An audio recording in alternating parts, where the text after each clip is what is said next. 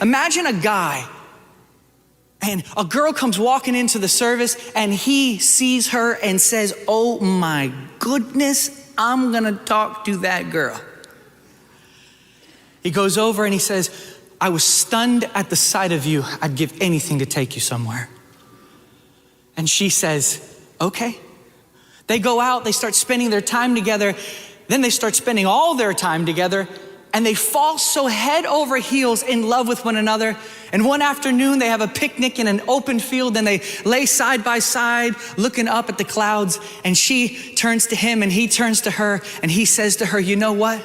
I love you and I want to spend the rest of my life with you. Will you marry me?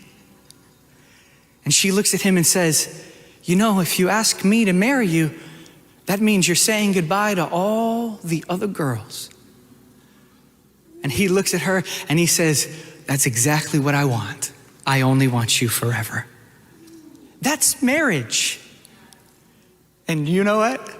That's what Jesus is saying when he says, if any man wants to live his life with me, then he's got to say goodbye to all their loves. What he's saying is, the cost is you're not going to be able to seek out your own pleasure. You're going to have to find all of that in me now. So what he's saying, in essence, isn't any hard saying at all. All he's saying is, will you marry me?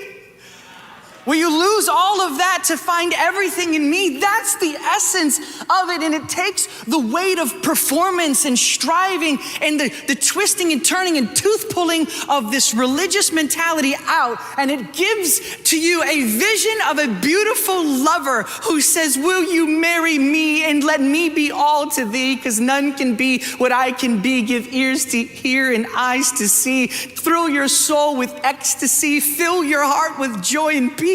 Make internal wars to cease, lift you above life's mysteries and bring you into my victories, love you now and endlessly and marry you eternally.